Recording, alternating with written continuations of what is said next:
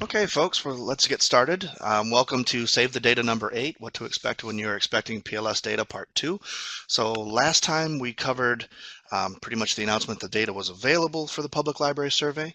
And today we're going to discuss some suggestions of what you can do with the data, how we've used the data, and take any questions you might have. So Kathy's going to start the recording. Have you already started? You already started. Okay. So what I'm going to do is I'm going to stop sharing here and we're just going to go to my original PowerPoint. I'm going to share the screen. Okay. So before we really begin, of course, we ask this every time. Please, whether you're watching this as a recording or you're here with us live, after you've seen what we do here today, please go to SurveyMonkey and fill out the evaluation. It helps us to know what to offer next, how you felt about this webinar, what else we should cover. So please fill that out for us. Of course, I'm here with Kathy Kaczynski, my partner in crime on these things. Hello, everyone. Okay, so now last time we did talk about common uses for the library data and the data sets that are available to you, namely the Public Library Survey, that's the national data set, and then Michigan's annual report. So what happens is we collect every year from October 1st through February 1st. We're collecting the annual report through the annual report / state aid application. So that's all the Michigan Public Library data. Now, after that period closes on February 1st, I start vetting the data. I import it to the Institute of Museum and Library Services, or IMLS, and we go back and forth vetting it, making sure there are no errors, and then they take that data and put it in the national data set. So that's what we're talking about with the PLS data. So obviously, common uses for library data, of course, strategic planning, performance, comparing your library to other libraries in other states, comparing them to libraries within our state, and as always, advocacy, sharing with your community what's going on in your library and how you're doing. I want to hit this really briefly. We did do this last time, but using the PLS data. The data is available at IMLS. Sometimes it can be a little daunting to find it. It's not really hidden, but if you're not familiar with the site, it can be a little difficult. So please keep in mind that there are some excellent data sets and data tools available at imls.gov. A couple of the tools that we really like, the Library Search and Compare tool has been great. So we had that a few years ago and it went away for a short period and is now back. It's a very powerful tool for comparing your library to other libraries across the nation. A couple of other tools in here, exploring the library systems, reviewing state data. I'm going to show you these as we go through. I did want to say this right off the bat. So you do have the ability to download the full National Public Library Surveys data set. It is very large. It's got more than 9,000 libraries in it. You do need the documentation. That last bullet point is very important. If you're going to download the full data set, definitely go out there and get that PDF because the short names for some of these performance indicators are not intuitive. You really do need to see the map to know exactly what you're looking at. So definitely go and download that PDF if you plan on using the full data sets. This is the Library Search and Compare tool, and I've actually got this up. This is through IMLS. So let me get in here real quick. Okay, Kathy, is that showing up? Okay, great. So we'll start at the search page. So once you get in here, you have a couple of different ways of using this tool. You can use the sliders over here on the left, and it will change the number of libraries and the libraries themselves listed over here. Or you can search by library. So we're going to do that. You can also use these ranges here to get a set of libraries, but we're going to go with old standby and type in one of our libraries. Okay, so Grand Ledge Area District Library. So we go through here, it's going to show us a few key data elements for Grand Ledge area, and I want to compare Grand Ledge across the nation based on, let's say, finance. All I've got to do is click the button. It's going to give me a selection of libraries. I got to scroll down to see them. So first off, it's going to show you where they rank, what quartile they're in, what's the mean for that group of libraries. It'll tell you how many libraries are similar to. You see 605 there, and it will list the libraries. So at this point, to get most out of it, for me, what I would do is download the CSV, and I get all of the data elements for all of the libraries listed. So you can also click on individual libraries and it will give you their profile, and you could compare them against other measures. But I'm going to download the CSV so you can see what that looks like real quick. Okay. And the headers in this document are actually pretty intuitive. Just wrap the text here. Well, okay, pretty intuitive for someone who works with data a lot. If not, of course, Kathy and I are both resources you can ask questions of at any time. You can find us at the Library of Michigan's website. For now, our phone numbers are accurate. We are planning on changing phone numbers in the fall, but we will keep you all updated on that change. So you see, I've got many different data elements here, but you know, it's a good selection of data that was reported on the Public Library Survey, and you can work with this in any way you'd like. You see there's plenty of libraries to choose from for that one. Let me just close out of here real quick and we'll go back to, I don't need to save it. And of course, now I'm fumbling with it. There we go. Okay, so that's library search and compare.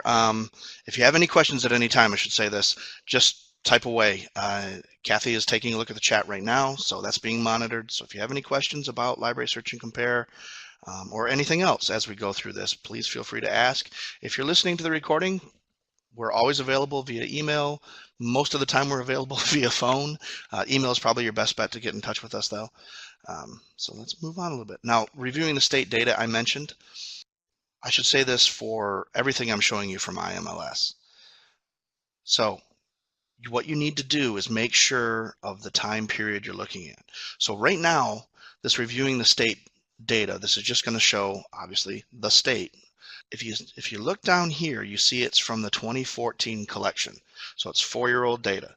Now, that Library Search and Compare tool is from the 16 collection, and that is the newest data set available on IMLS. Their data is always going to be 2 years old. Ours is always going to be at least 1 year old, because obviously you can't report it until it's happened. So it's always a little bit out of date. Okay, yeah, like I said before, when you're downloading the PLS data, you can download it. You can go all the way back to, I believe, 1988 on the data sets. They download as zip files because they are quite large.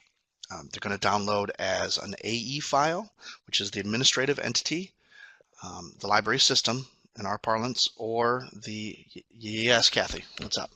We have a question from the chat box. Okay. When you say Public Library Survey, are you referring to the Public Library Data Service Survey, PLDS? No, PLDS is brought to us by PLA. The PLS is brought to you by IMLS, which is the Department of the Federal Government. So the PLS is a data collection that's agreed upon by all of the SDCs each year. We constantly are refining it, and it comes, I'm trying to think of the PLDS. Okay, so the PLS will have a standard set of questions that we ask, and these are all agreed upon across the nation. Now the PLDS will use some of that same data, and a lot of us, what we do for the PLDS is allow them to use the data that's already collected on the PLS. So if you're filling out the PLDS, you'll notice that for your library, if you're a state of Michigan library, some of your stuff is already pre-filled because they pulled that right from the PLS. PLDS will have changing questions. They're looking at what issues are hot right now that they want further research on. So you'll see elements of the PLS, and then there'll be these extra questions from the PLDS. So 2 different collections. The PLDS is usually released sooner because it's not going through the same amount of vetting that the Michigan annual report goes through or that the PLS goes through. She says thank you. I hope that wasn't too wordy of a response, but you're welcome. PLS data, it's very large. They're very large data sets. It's split up into the systems and the outlets. So for the outlet data, what you're really going to get out of that file is a lot of square footage, hours, number of locations. Whereas the AE data set, that's where you're going to get your services, your collections, all of the meaty data. And let me show you what that looks like, because I've got that in my data use sample here. So here is the AE data set. And now this is why you do need to download the documentation, because some of these make sense for the performance indicator, and some of them you might not have any idea. So it's always nice to have that documentation. Now, You mean F Bkmob doesn't make sense to you? Fkmob is actually not a data element. That's showing you that there may be imputation changes to it. That's why you see a lot of H16s or R16s. And if you have the documentation, it will tell you exactly what that means. I fell asleep halfway through that. Okay, well, usually when you see the R16s, H16s, they're all the same values. You can skip those. It's pretty much showing you that there's some kind of imputation across the nation for a few of those stats. But yeah, Kid Pro, okay, that makes sense. That's kids programs. But GP terms, anybody know what that is? That's computer uses. PIT user is how many library computer uses you've got. Wi-Fi, ESS, that's pretty basic. But yeah, it's just so much more helpful to have that documentation. So, and I don't even think I pulled the, oh, I did pull the outlet. So the outlet data is going to be similar. More address information, square footage, hours open, what locale they're in, and those codes are all listed in the documentation. So if you want to see if something was rural, suburban, urban, yeah, you really do need that documentation for that. So let's go back to the slideshow. Okay, yeah, quick announcement. So the data that we just collected from October 1 to February 1 of 17-18 is now available. If you are a library director or staff that has a LibPass account, you can begin creating your custom reports using the newest data that we have. So that's all ready to go. If anybody's got questions about that, feel free to contact me right now or contact me later. We can work out custom reportings. I can do screen shares, whatever we need so you can use that data. We are available for that. So yep, the newest data is open. I expect that IMLS will probably be coming out with the 17 data, probably not until October or November at the earliest. So you've got FY16 for IMLS and the newest stuff for us. So I just wanted to include this really quickly. This is the series of steps to run through when you're creating a report through Counting Opinions. Oh, and I should also say this. If you're library staff and you want access to LibPass to create data reports, to get that access, all I need you to do is have your library director message me and we can get an account set up. It'll be a sub account for your library. So yeah, if you want to start playing with the data on right through LibPass, you can definitely do that. Just have your director contact me and request an account, and I will build that for them. The public also has access to that data, but it's on our webpage at michigan.gov/library-statistics, and it is all of the data in a multi-tabbed Excel sheet. So with the custom reports, you can just add the questions you're interested in. With the public reports, it's everything. So, do you have anything, Kathy? Okay. Your expression told me you had a question. Okay. Okay, so that's just there for you guys to refer to. You can download these slides. It's in the bottom of the main window. I also have that list of Library of Michigan staff and what we do, and the Excel sheet that I've been referring to is also in there. You can download any of that. So, oh boy. Okay, so this is where our webinar is going to depart from our usual. Thanks to the creativity of my partner here. Yes, so this is, if you haven't noticed so far, this is kind of Joe's wheelhouse. It's literally what his job is working on library data that comes in through the annual report and all that fun stuff. So I've created, in order to keep my hand in this webinar game, I've created this section called Test Your Knowledge with Joe Says.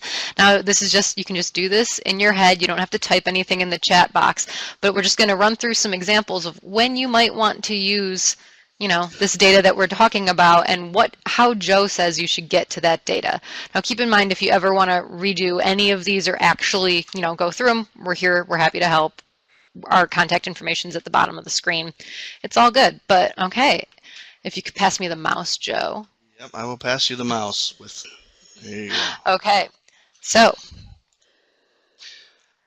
this Okay, you're yeah, this gonna read first this? one, Go yeah, ahead. it's you are making a new strategic plan and you want to see what other similar libraries across the country are doing. And I wonder what would Joe have to say about that?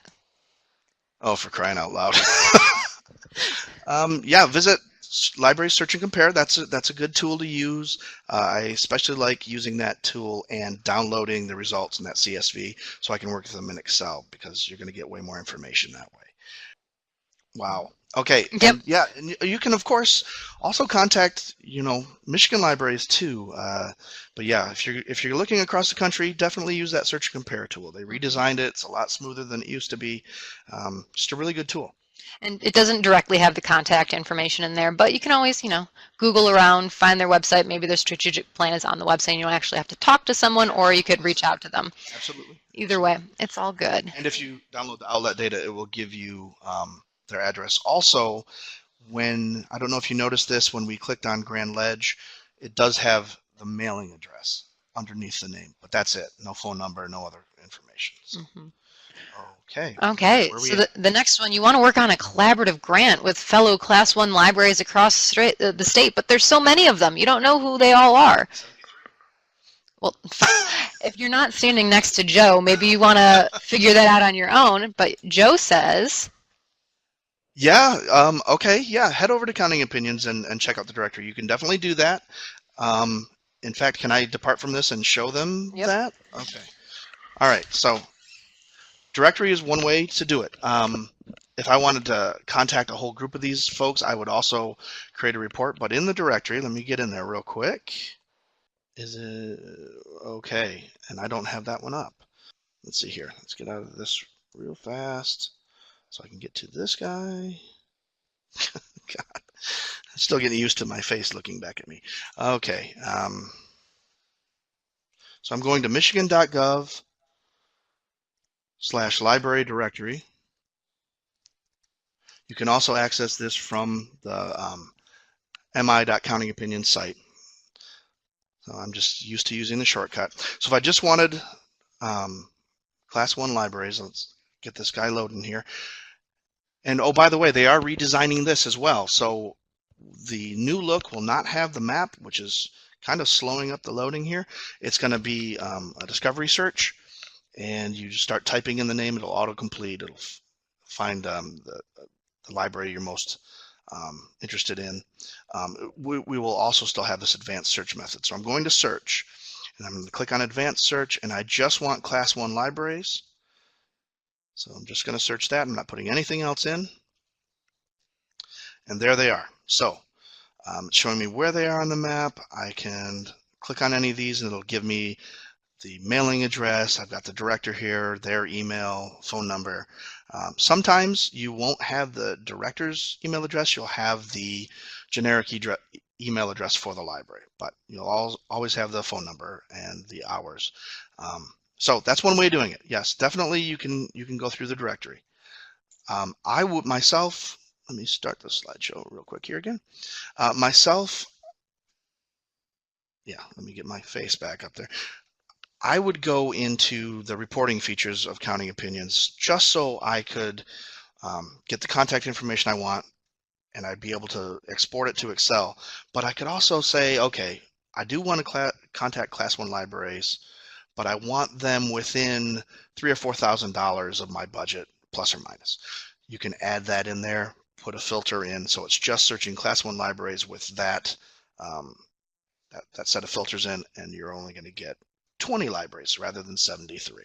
So yeah, definitely one way to do it. I'm sliding the mouse back down to Kathy here. And if you have any questions about how to create a report, in addition to the slide that we had earlier, our entire last part 1 presentation went in depth with all of that fun stuff.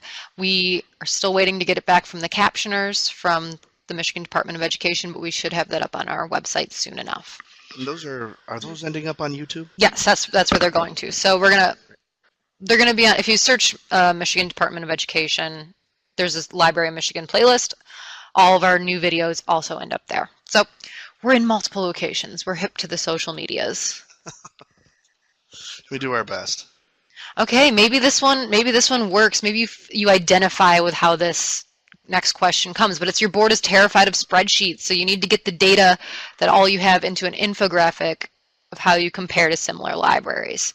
Absolutely. So, what does Joe say? It happens all the time. Yes, definitely. Search and compare is a good tool to use. Keep hitting on that if you want to search and compare yourself for libraries across the nation. Now, when you do some of those comparisons, some other Michigan libraries will show up as well. Counting opinions would also work. Create a custom report with what you're interested in and put it into an infographic. Now, we did not put together an infographic for you today because I don't know, Kathy's a Canva fan, I'm a Pictochart fan. I think we've both created them in PowerPoint, right? Have you done that?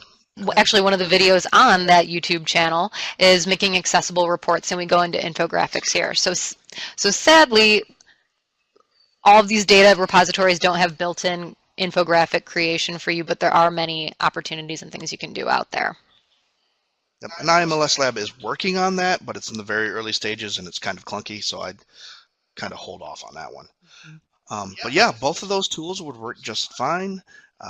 Like I said, I like Pictochart. Kathy likes Canva. It's easy to make an infographic accessible in PowerPoint as long as you're using the accessibility tools. That's the whole. If you're doing an infographic with graphs and things, we've go over this more in depth in the other presentation. I highly recommend using PowerPoint for that because Pictochart has its limitations, I have found, to accessibility.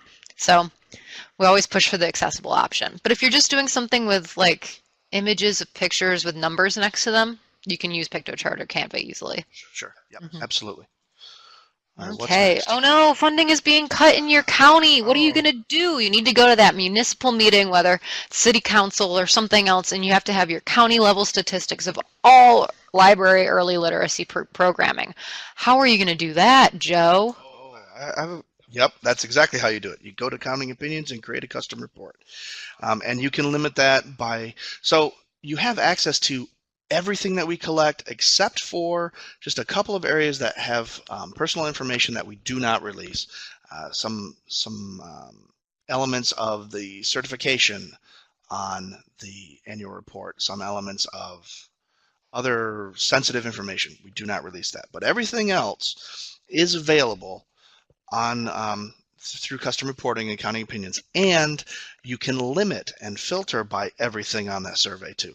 So definitely Counting Opinions is a powerful tool to show within a geographic area by, operating income, by expenditure, by whatever you want, and just cherry pick the performance indicators you're interested in and leave off the stuff that you don't need.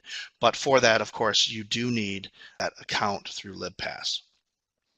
You can also go into the public stuff and just strip out what you don't want from our website at michigan.gov/library statistics. The next one's up. Sorry, I got a little impatient. It's all right. So you wanna find out if you have a good staff to registered borrower ratio compared to a similar library in Ohio or Hawaii. And I think you were planning on going back to. Was I going back to the search and compare? Yeah, search and compare. Definitely. Definitely a great tool. I'm so glad they brought that back because for the couple of years that it was down when they switched vendors, boy, did we miss it. Search and compare. Easy to use. Definitely spend some time with it. The links to it are within this presentation. You can also go to IMLS.gov and search for Search and Compare. It's in IMLS.gov's lab section, the tools that they're constantly developing and improving. Definitely something to take a look at. That's exactly what I would do. And because we're sharing the screen right now rather than the direct slides, unfortunately these links aren't clickable. But if you download the full PowerPoint set, it's in the files section on the bottom right of your screen. You can get them there. We can also send them to you if you would like to email us later. Absolutely. If you have trouble with the links inside the PowerPoint, give us a call. We'll send them to you. Not a problem. Okay, your board wants to find a suitable salary for a Class 3 library director. If you are the next library director, you might want to say a couple mil. It wouldn't hurt, right? Yeah. Yeah. Good luck. But let's say you're a board member or something that wants to do that. What do? Okay, absolutely. This is absolutely my most popular report. I get requests for this monthly from library directors, most of the time from trustees, and I've got templates for this within the software, so you don't even have to really go out and build this. You can go into the reports, features, and counting opinions, click on the templates, and you will find director staff salary comparison report. You'll find other salary comparison reports. Feel free to use those to your heart's content.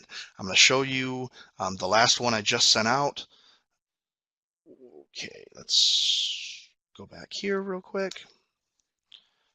All right, so basically this is the just very basic level staffing report. I've created more elaborate things for folks. There we go. But yeah, this is just I broke for the library that was interested. I broke this up into 3 cohorts. So by population, by operating income, and what was the last one? Geographic area. What's going on in the counties around them. So all it is a listing of the library's total operating income. You've got the population that they serve, how many hours a week the director usually works, and their minimum max salary range. And then, of course, the benefits that are being offered. I get requests for this all the time. I can't stress enough how much I get requests for this report. And they're using it. So definitely check that out. Know how to build one of these yourself, because it's useful to you too, to know where you're falling in rate of compensation. So yep, definitely very, very popular. And the tool is, I've already got templates set up to use that for you, so you don't even have to really build it from scratch. Or you can just harass Joe. Or you can harass me. Well, you're okay. I got to stop you right there because you tripped me up. You are never harassing me. I am here to answer any data questions you have. I love hearing from you folks. I consider you my library patrons.